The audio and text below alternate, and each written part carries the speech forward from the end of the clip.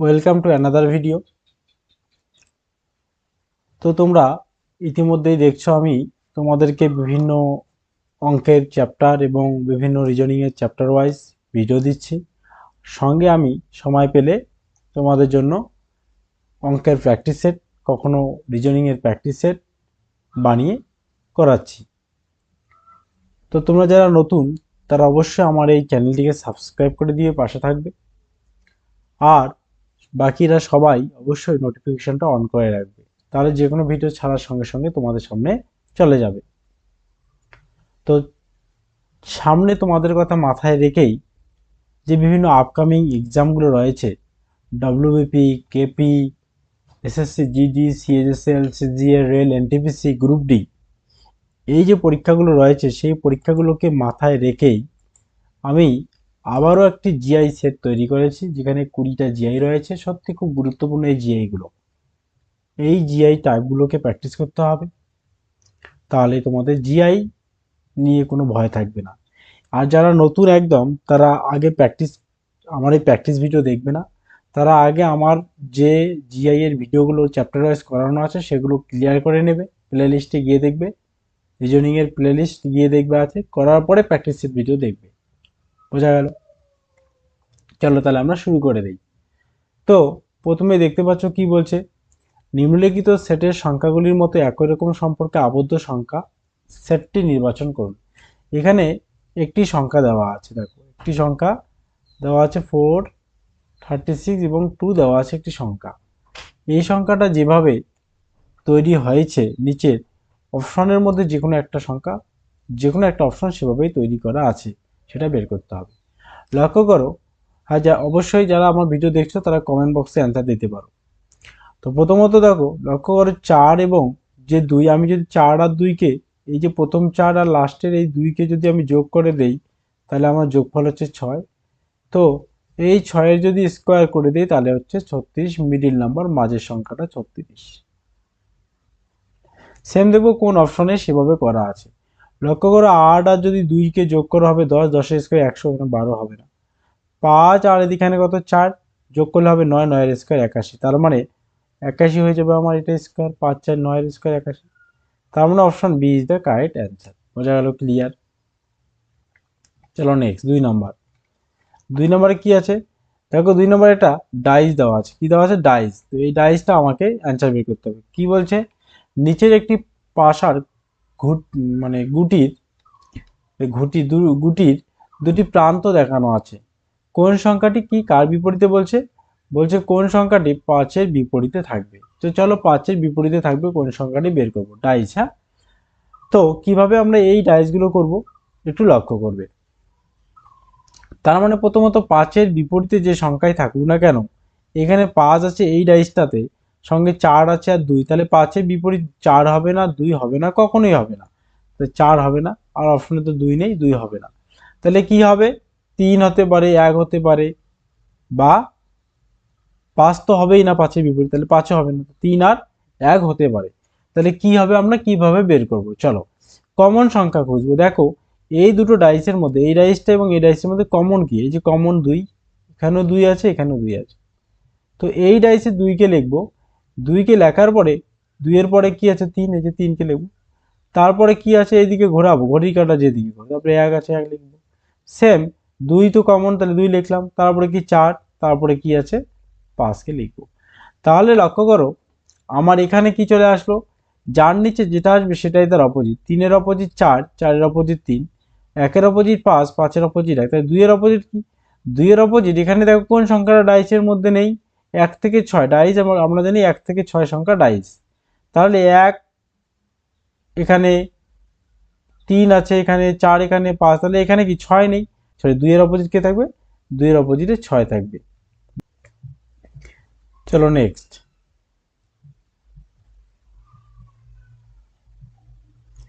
বলছেন প্রদত্ত চিত্রে কয়টি ত্রিভুজ, এই সুন্দর কয়টি ত্রিভুজ আছে আমাদেরকে বের করতে হবে। এখানে মোট ত্রিভুজ সংখ্যা কতগুলো আছে বের করতে হবে। খুবই গুরুত্বপূর্ণ এই ফিগার কাউন্টিং গুলো। তো চলো আমরা বের করবো কয়টি ত্রিভুজ আছে। লক্ষ্য করো আমাদের ত্রিভুজ বের করার নিয়ম আমি দেখিয়ে দিচ্ছি একটু। আমি ফিগার কাউন্টিং নিয়ে আসবো চ্যাপ্টার। তো দেখো এখানে 1টা, 2 ভাগ, 3 ভাগ, 4 ভাগ, এগুলোকে যোগ করো। এই যে 1 যোগ 2 যোগ 3 যোগ 4 কত হবে? 4 3 7 2 10, 9 আর 1 10, 10 মোট কয়টা? এইটা একটা, এইটা একটা, ইন্টু 2 দিয়ে দিলাম। 10 দুগুণ 20টা, কয়টা হলো? 20টা। আরও আছে দেখবা। এবার লক্ষ্য করো, এই যে এখানে ধরলাম, ধরার পরে এই যে আমি টান দিচ্ছি, দেখো এই টানে টানে দেখবা এই দিকে দেখো একটা আছে, এইদিকে যদি একটা থাকে মানে এই সাইডে যদি একটা হয়, এই সাইডে একটা হবে, দুইটা হলো, 22টা হলো। দেখো আরো আমি দেখাচ্ছি একটা, এই যে এক, মাঝখানে টান দিয়ে যাও, তাহলে এইখানে যদি একটা হয় তাহলে এইটাও একটা হয়, তাহলে আবার দুইটা, তাহলে কয়টা হয়ে গেল? টোটাল 24টা। কয়টা যাবে? ত্রিভুজ এখানে কয়টা আছে? মোট 24টা ত্রিভুজ আছে। ক্লিয়ার? বোঝা গেল? Option D is the correct answer. চলো নেক্সট 4 নম্বর যাব। 4 নম্বর কি বলছে?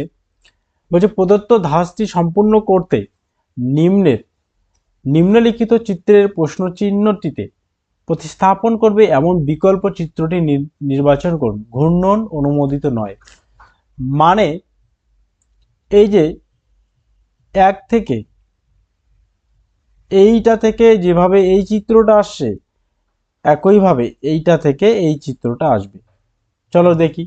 আচ্ছা, এইখানে তীরটা ছিল, এইখানে তীরটা কোন দিকে? এইদিকে ছিল, গেল কোন দিকে? উপর দিকে, উত্তরের দিকে ছিল, গেল। ছিল পূর্ব দিকে, গেল উত্তরে। এখানে তীরটা কোন দিকে আছে? লক্ষ্য করো, পশ্চিমে আছে। যাবে কোথায়? তাহলে দক্ষিণে। তাহলে এটা হবে না, এটা হবে না, তাহলে হবে কোনটা? দেখা যাক। লক্ষ্য করো, দক্ষিণে হবে, তাহলে এই যে এটা অ্যান্সার। বোঝা গেল? তাহলে হচ্ছে 3 হচ্ছে অ্যান্সার।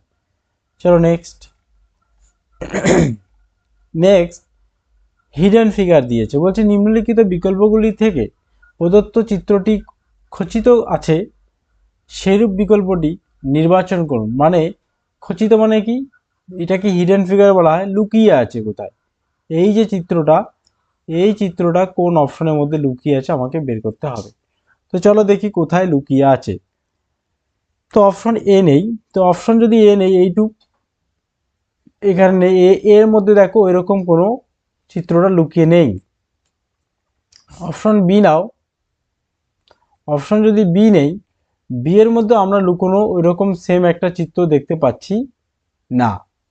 পাচ্ছি কি দেখতে? না, আমরা দেখতে পাচ্ছি না। তো চলো এবার আমরা অপশন সিতে যাই। অপশন সিতে, আচ্ছা চিত্রটা আগে আমি এখানে অঙ্কন করে নিচ্ছি এক সাইডে। চিত্রটা হচ্ছে এরকম,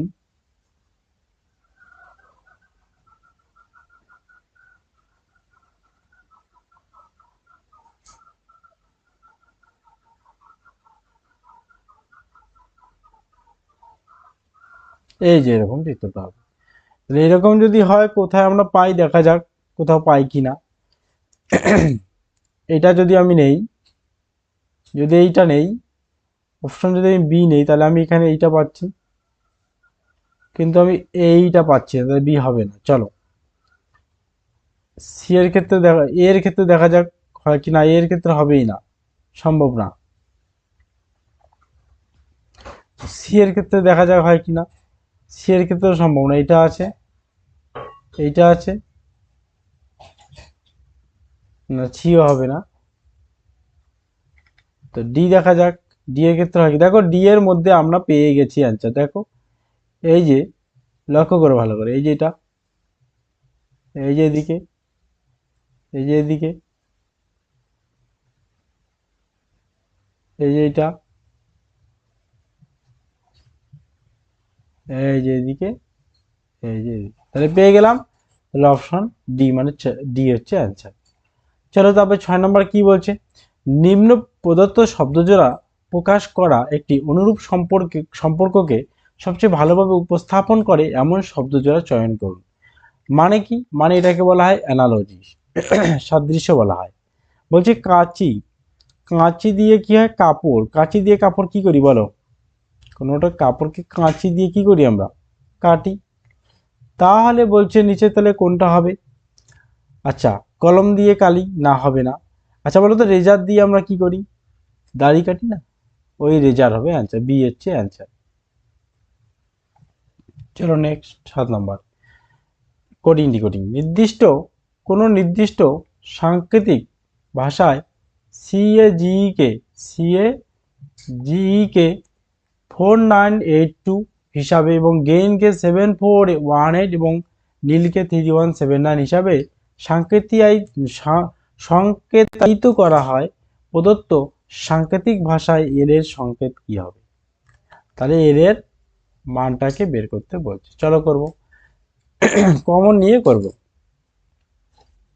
তো আমি যদি বলি যে এখানে কমন এই প্রথমেরটা এবং দ্বিতীয়টার মধ্যে কমন কোন লেটারটা আছে দেখব। কি কি কমন আছে দেখো, এখানে জি আছে, এখানেও জি, এখানে এ, এখানেও এ। তাহলে কোন দুটো সংখ্যা এই দুটোর মধ্যে আছে, এইটা এবং এটার মধ্যে? লক্ষ্য করো, আমরা দেখতে পাচ্ছি 8 এবং 4 আছে। তাহলে আমি জি এবং এ এদের মান 8 বা 4, মানে জি এর মানকে যদি 8 ধরো তাহলে এর মান 4, এর মানকে 8 ধরলে জি এর মান 4 হবে। ক্লিয়ার, পেয়ে গেলাম। এবার লক্ষ্য করো, একের সঙ্গে 3-এর কমন কোনটা? এই যে এখানে ই আছে, এখানে ই আছে, তাহলে ই মানে দেখি প্রথমটা এবং তৃতীয়টায় কোন সংখ্যাটা কমন। লক্ষ্য করো, প্রথম এবং তৃতীয়টা 9 কমন আছে, তাহলে আমরা ই কে 9 লিখতে পারি। ই পেয়ে গেলাম। আচ্ছা, এবার লক্ষ্য করে এন এর মানটা দরকার। এখানে এন, এখানে প্রথম আর দ্বিতীয় এবং তৃতীয়তে এন আছে, মানে দ্বিতীয় এবং তৃতীয়তে আর কি এনও আছে এবং আইও কমন, এখানেও আই, এখানেও। তাহলে দ্বিতীয় এবং তৃতীয়তে আই আর এন আছে কমন, দেখি কোন সংখ্যাগুলো কমন দ্বিতীয় এবং তৃতীয়তে। দেখো 7 এবং 1, দ্বিতীয় এবং তৃতীয় এর মধ্যে 7 এবং 1 কমন, তাহলে আমরা আই আর এন এর মান 7 আর 1 এর মধ্যে যে কোনোটা পেয়ে গেলাম। বাকি কি থাকলো? এল। আর এখানে বাকি কি থাকলো? 3 থাকলো, তাহলে অ্যান্সার হবে 3, এল এর মান। চলো নেক্সট 8 নাম্বার, বিবৃতি দিয়েছে এবং সিদ্ধান্ত দিয়েছে। চলো করি। কিছু নাশপাতি মোমবাতি, তো চলো এই যে এগুলো নাশপাতি মোমবাতি, এগুলো এই যে এইটুক নাশপাতি হচ্ছে মোমবাতি, তাহলে বলতেই পারি কিছু মোমবাতি নাশপাতি। সকল ফেনা মোমবাতি, সকল ফেনা, তাহলে এইখানে ফেনা ঢুকে যাবে, সকল ফেনা মোমবাতি। তো সকল ফেনা যদি মোমবাতি হয়, বলতেই পারি কিছু মোমবাতি ফেনা, তাই তো? সকল ফেনা যদি মোমবাতি হয়, কিছু মোমবাতি ফেনা হবেই। সিদ্ধান্ত, কিছু নাশপাতি ফেনা, এটা তো হবেই না, কারণ নাশপাতি আর ফেনার মধ্যে তো কোনো সম্পর্ক নেই না, তাহলে হবে না। সকল মোমবাতি ফেনা, সকল মোমবাতি কখনোই ফেনা না, কিছু মোমবাতি ফেনা হতে পারে কিন্তু সকল না। তার মানে 1 এবং 2 কোনোটা সিদ্ধান্ত সঠিক হবে না, অত অপশন বি হবে অ্যান্সার। তো 9 নম্বর কি বলছে, নিচে দেওয়া 4টি শব্দের মধ্যে 3টি কোনো নির্দিষ্টভাবে একই রকম ও অপরটি ভিন্ন, এদের মধ্যে বেমানানটি বেছে নিন। তো চলো, বেমানান মানে ক্লাসিফিকেশন, এটাকে বলা হয়। কোনটি আলাদা দেখব। একাদশভুজ, ষড়ভুজ, সপ্তভুজ, পঞ্চভুজ। একাদশ ভুজে বাহু সংখ্যা 11টা থাকবে, ষড়ভুজে থাকবে 6টা, সপ্তভুজে 7টা, আর পঞ্চভুজে 5টা। দেখো এগুলো কি, এগুলো বেজোড়, তাহলে এটা কি জোড়, তাহলে কোনটা আলাদা হবে? ষড়ভুজটাই আলাদা হবে। ক্লিয়ার। চলো নেক্সট 10, এক্স কমা ওয়াই এর সাথে পরিচয় করিয়ে দেয় যে, এক্স ওয়াই এর সাথে কি পরিচয় করিয়ে দেয়? এক্স ওয়াই এর সাথে পরিচয় করিয়ে দেয়, মানে এক্স বক্তা পরিচয় করিয়ে দেয় ওয়াই এর সাথে, যে তিনি মানে ওয়াই, আমার মানে এক্স পিতার, তাহলে তিনি এক্স এর পিতা, তাহলে পিতা আছে একজন এক্স এর, তিনি এক্স এর পিতার ফির পিতা আছে আবার, এক্স এর পিতার পিতা মানে কি, এক্স এর হবে কি দাদু হবে বা ঠাকুরদা, তিনি এক্স এর পিতার পিতার নাতনি, নাতনি মানে এক্স, তার স্বামীকে ওয়াই, তাহলে তিনি মানে যে ওয়াই, এক্স এর পিতার পিতার নাতনি, তাহলে এক্স হবে, তার স্বামী তাহলে ওয়াই হলো, তাহলে এক্স আর ওয়াই কি হবে? হাসবেন্ড ওয়াইফ হবে না, আর এক্স হচ্ছে নাতনি। কোশ্চেন কি বলছে, ওয়াই কিভাবে এক্স এর সাথে, এক্স এর জামাই হবে তাই না, জামাই বাবু, ক্লিয়ার, বোঝা গেল। চলো নেক্সট 11 নম্বর।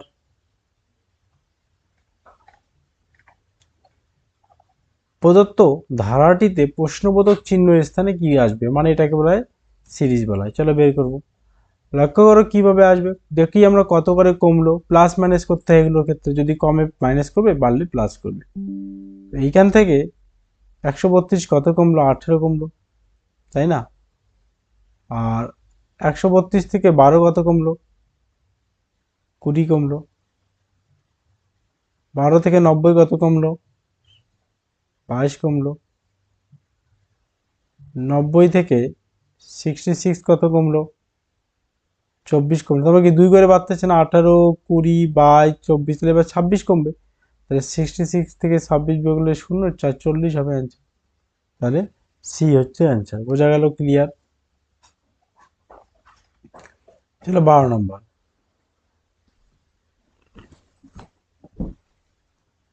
12 কি বলছে, বি, সি, ই, এফ, এইচ এর উচ্চতা ভিন্ন, মানে এদের উচ্চতা আলাদা 5 জনেরই। এফ থেকে এফ ই থেকে লম্বা, তাহলে এফ কার থেকে লম্বা, ই এর থেকে লম্বা, তাহলে এফ এখানে লিখলাম, এফ লম্বা কার থেকে, ই এর থেকে, কিন্তু বি এর থেকে ছোট, বি থেকে এফ ছোট, তাহলে বি এখানে আসবে। ই এইচ এর থেকে লম্বা, ই আবার কার থেকে লম্বা, এইচ থেকে লম্বা। সি এইচ থেকে লম্বা, সি আবার এইচ এর থেকেও লম্বা। ই যেমন এইচ এর থেকে লম্বা, তাহলে সি এইচ এর থেকে লম্বা, এরকম হবে জিনিসটা। সি থেকে 2 জনের বেশি লোক লম্বা, সি এর থেকে 2 জন বেশি লোক লম্বা, তাহলে আমরা বলতেই পারি টোটাল লোক কতজন, 5 জন। তাহলে আমরা যদি এটাকে সাজাই, তাহলে প্রথমে বি আসবে, তারপরে এফ। সি এর থেকে যেহেতু 2 জন লম্বা, তাহলে এরা দুজনই লম্বা, তাহলে সি এখানে আসবে, তারপরে ই আসবে, তারপরে এইচ আসবে। কোশ্চেন, এইচ থেকে কতজন লোক লম্বা, এইচ থেকে কতজন লোক লম্বা, এই যে এইচ এর থেকে কতজন, আমরা এইচ সবার খাটো,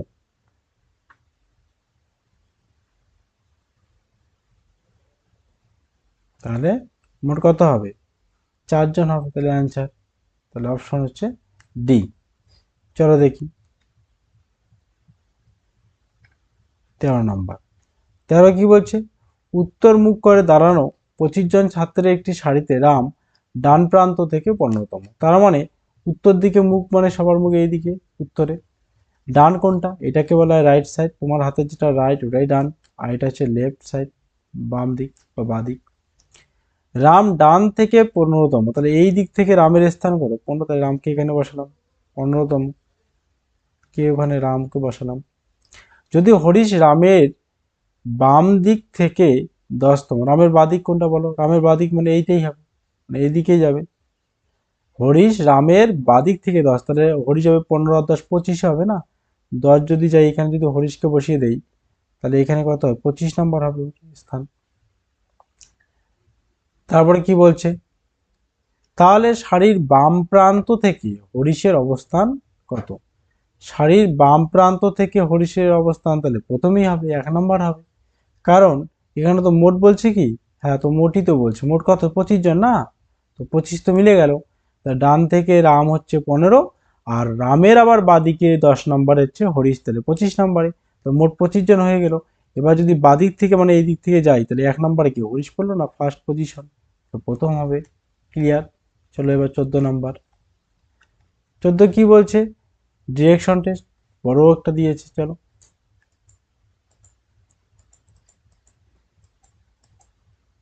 কি বলছে, রাম এ বিন্দু থেকে উত্তর দিকে 6 কিমি যাত্রা করলো, তাহলে রাম এ বিন্দু মানে এইটা ধরলাম এ বিন্দু, এখান থেকে উত্তর দিকে 6 কিমি মানে এই যে উত্তরে গেল, এখানে 6 কিমি যাত্রা করলো।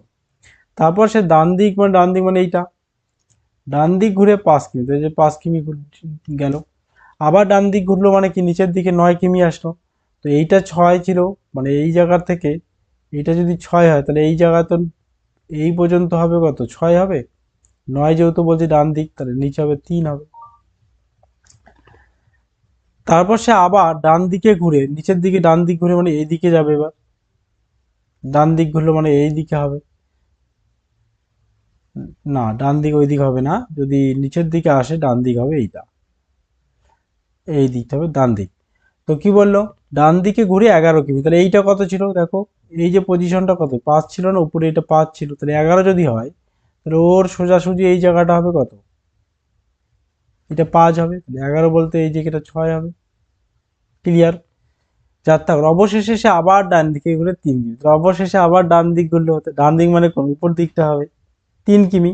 এই দেখো এই যে জায়গাটুকু, এই জায়গাটুকু 3 কিমি না, এই যে 3 কিমি, তাহলে এই জায়গাটুকু যদি 3 কিমি ওর সোজা আসবে, তাহলে এ পজিশনে সোজা এখানে আসবে, এটা 3 কিমি। এবং পি বিন্দুতে থেমে, এটা হচ্ছে পি বিন্দু, কি বিন্দু এটা, পি বিন্দু।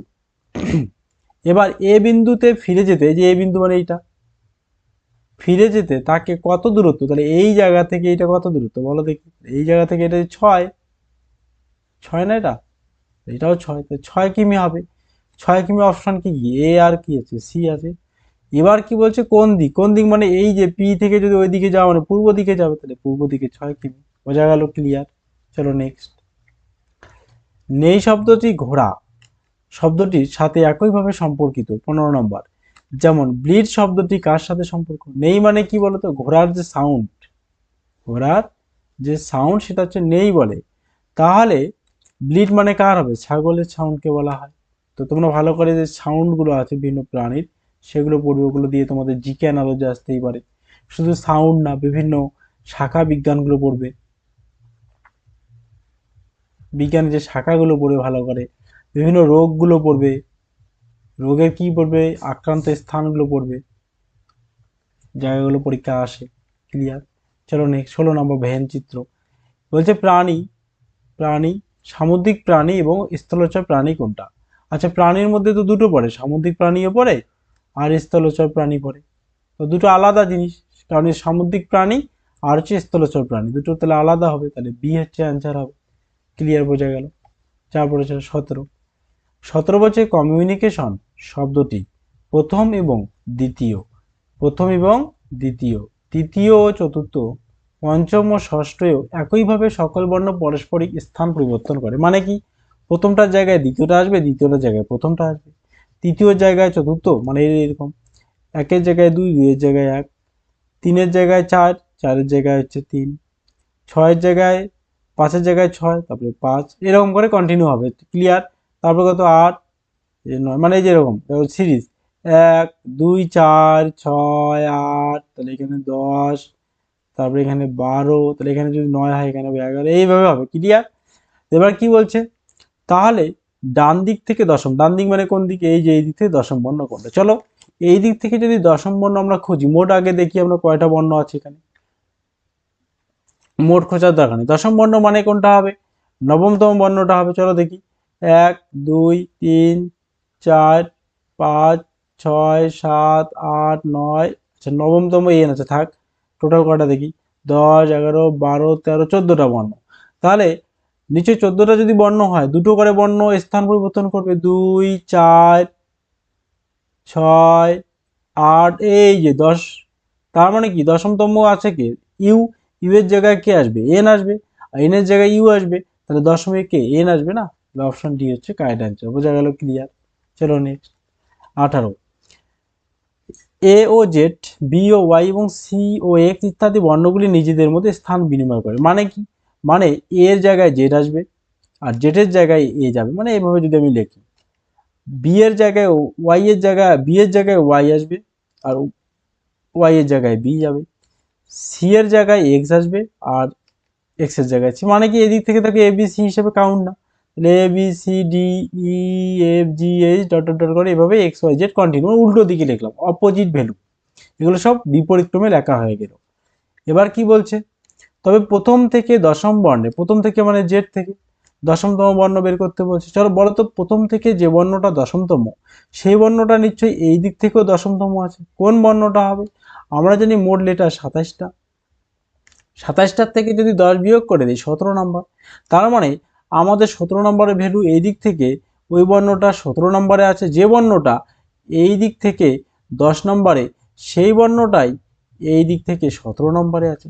তো 17 নম্বরে একটা বর্ণ আছে, সেটা কিউ আছে, থাক, আমাদের তো সেটা চাইনি। কি বলছে এবার, দশমতম বর্ণের ডান দিক, আচ্ছা 17তম বর্ণের ডান দিকে যদি যাই কমবে না, দেখো কমা মানে কি, এদিকে ধীরে এ কমে যাবে, মানে মাইনাস করতে হবে তৃতীয় বর্ণ, তো এখান থেকে তৃতীয় বর্ণ মাইনাস করলে হবে 14 নম্বর। আবার কি বলছে, তৃতীয় বর্ণের বাদি, দেখো বাদিকে যদি যাই, এখানে সাপোজ ই এর বাদিকে যাব, বাদিকে গেলে কি বাড়তেছে না সংখ্যাগুলো, জেটে আসতেছি মানে নাম্বার বাড়তেছে, তাই যোগ করব কত, বাদিকে অষ্টম, তাহলে 8 যোগ করো, তাই 14 আর 8 কত হয়, 14 আর 8 হচ্ছে 22 হবে।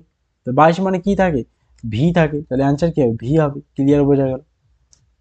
তো যারা করনি, এটাকে বলে প্রবলেম বেসড অন অ্যালফাবেট, তারা আমার ক্লাসে দেখবে, ক্লাসটা দেখে নিয়ে শিখে নেবে, এগুলো খুবই সোজা। তবে 19 নাম্বার, চলো কি দিয়েছে, নিচের প্রতিটি বিবৃতির সাথে 3টি সিদ্ধান্ত 1 2 3 দেওয়া আছে, সেই ভিত্তিতে এ বি সি ডি ই এর মধ্যে কোনটি সঠিক নির্ণয় করো। মানে এই 4টা অপশন দেওয়া আছে, এ বি সি ডি ই এগুলো অপশন দিয়েছে। চলো দেখি বিবৃতিটি কি দিয়েছে আগে। বিবৃতি দিয়েছে কি, ওয়াই বড় হবে কার থেকে, আর এর থেকে। আর আবার কার থেকে বড়, যেমন আর এস এর থেকে বড়, সেমন আবার কি সমানও হতে পারে। এস আর টি কি সমান, তাহলে আমি বলতে পারি আর এস টি তিনটাই সমান বলতে পারি, বা আর এস আর টি এর থেকে বড় বলতে পারি। টি এর থেকে আবার কে বড়, এম বড়। এম এর থেকে যেমন এন বড়, তেমন এম আর এন সমান হতে পারে এন এর থেকে যে বড়। চলো সিদ্ধান্ত আসবো। সিদ্ধান্ত বলছে টি এর থেকে ওয়াই বড় বলছে, চলো দেখি হ্যাঁ কি না। তাহলে ওয়াই এখানে আছে, তাহলে ওয়াই লিখলাম। ওয়াই কার থেকে, ওয়াই আর কার সম্পর্ক, টি, এই যে টি এর মান বের করবো। ওয়াই আর এর থেকে বড়, লক্ষ্য করো আর এস টি তিনটা সমান, যদি আর এস টি তিনটাকেই তুমি সমান ধরো, তাহলে ওয়াই বড় আসতেছে, আবার আর কে বড় বড় ধরলে ওয়াই টি এর থেকে বড়ই আসতেছে, তাহলে এইটা ঠিক সিদ্ধান্ত, বোঝা গেল। ক্লিয়ার। চলো 2 নম্বর সিদ্ধান্ত কি বলছে, এন বড় এস এর থেকে, চলো এন আর এস কে খুঁজবো, এই যে এন আর হচ্ছে এই যে এস। চলো আচ্ছা, এস আর টি কি সমান, এস টি এর থেকে এম বড়, একই না, তাহলে এম এর থেকে আবার কি বড়, এন বড় না, তাহলে অবশ্যই এন বড় হবে এস এর থেকে, তাহলে এটাও সঠিক, সিদ্ধান্ত 2ও সঠিক হবে। ক্লিয়ার, বোঝা গেল। চলো 3 নম্বর বলছে এস আর ওয়াই, এস এস হয় ওয়াই এর থেকে বড়, নাহলে এস ওয়াই এর সমান হবে। চলো দেখি হ্যাঁ কি না, এস আর ওয়াই দেখি কোথায়, এই যে এস আর এই যে ওয়াই কোথায়, তাহলে এই যে এস পেয়ে গেলাম এখানে, আর ওয়াই কোথায়, এই যে ওয়াই হচ্ছে এখানে। চলো দেখি। আচ্ছা দেখো, আর আর এস কিন্তু সমান, আর আর এস কে যদি তুমি সমান নাও, তাহলে ওয়াই বড় আর আর এস এর থেকে, এটা ঠিক না, এটা ভুল। এস এস তো বড় হতে পারে না, না কখনোই বড় হতে পারে না। এস আর ওয়াই কখনো সমানও হতে পারে না, কারণ লক্ষ্য করে আর আর এস সমান, আর আর এস সমান, কিন্তু ওয়াই আর এস তো সমান না, তাহলে এইটা আমার নেওয়া যাবে না। তাহলে আমার কোন দুটো ঠিক হলো সিদ্ধান্ত, 1 আর 2 ঠিক। চলো দেখি আছে কি না 1 2 ঠিক। ও 1 2 ঠিক, তো উপরে দেখবো অপশন এই যে 1 ও 2 সত্য, এই যে এই নাম্বার অ্যান্সারটাই হবে অ্যান্সার, বোঝা গেল। ক্লিয়ার। চলো লাস্ট আজকের, লাস্ট কি, কোনো মাসের 10 তারিখ 10 তারিখে বৃহস্পতিবার হলে, মানে কোনো একটা মাসের 10 তারিখ বৃহস্পতিবার, ওই মাসে কয়টি মঙ্গলবার আছে বের করতে বলছে। ওই বছর অধিবর্ষ নয়, অধিবর্ষ নয় মানে 2009 সাল হতে পারে, 2015 সাল হতে পারে। অধিবর্ষ নয় মানে ফেব্রুয়ারিতে, অধিবর্ষ মানে কি, ফেব্রুয়ারিটা 29 হয়, বোঝা গেল। তো চলো দেখি 10 তারিখে যদি বৃহস্পতিবার হয়, আমাকে বলছে মঙ্গলবার কয়টা। আমরা দেখবো 10 তারিখের আগে কি বার মঙ্গলবার ছিল, কত তারিখ মঙ্গলবার, 10 তারিখ কি বার বলছে ওরা, থার্সডে বলছে, তাহলে 10-এর আগে 9 ছিল কি বার, ওয়েনেসডে। তার আগে কি ছিল, 8 তারিখ কি বার ছিল, 8 তারিখ ছিল টুয়েসডে, তাহলে 8 তারিখ মঙ্গলবার। তাহলে আমরা জানি 7 দিন পর পর কি আছে, কি আসে, একই দিন আসে, তাহলে 8-এর সঙ্গে তুমি 7 যোগ করে দাও, তাহলে 15 তারিখ হবে একটা, 15-র সঙ্গে 7 যোগ করে দাও, 15 আর প্লাস 20 আর 2 22 হতে পারে, 22-এর সঙ্গে 7 যোগ করে দাও, 29 হতে পারে। এবার লক্ষ্য করো এদিকে কয়টা পেলাম, এদিকে পাইলাম কয়টা, 1 2 3 আর 8 তারিখ একটা, তাহলে 4টা পাইলাম। এবার লক্ষ্য করো 8-এর আমরা যদি এগিয়ে যাই সামনের দিকে, তাহলে আবার 7 মাইনাস করে দেবো, 8-এর থেকে 7 গেলে 1, তার মানে 1 তারিখও কি ছিল, মঙ্গলবার। মোট কয়টা, 5টা পেলাম, তাহলে অ্যান্সার বি হচ্ছে কারেক্ট অ্যান্সার। তো এটাই ছিল আজকের জিআই প্র্যাকটিস সেট, কেমন লাগলো জানাবে অবশ্যই কমেন্ট করে। আর আরও এরকম জিআই পেতে বা বিভিন্ন আরও এরকম জিআই পেতে অবশ্যই তোমরা আমার এই চ্যানেলটিকে সাবস্ক্রাইব করো, লাইক করো, কমেন্ট করো এবং প্রচুর পরিমাণে শেয়ার করো। যারা নতুন তারা অবশ্যই সাবস্ক্রাইব করে দিতে ভুলবে না। ঠিক আছে।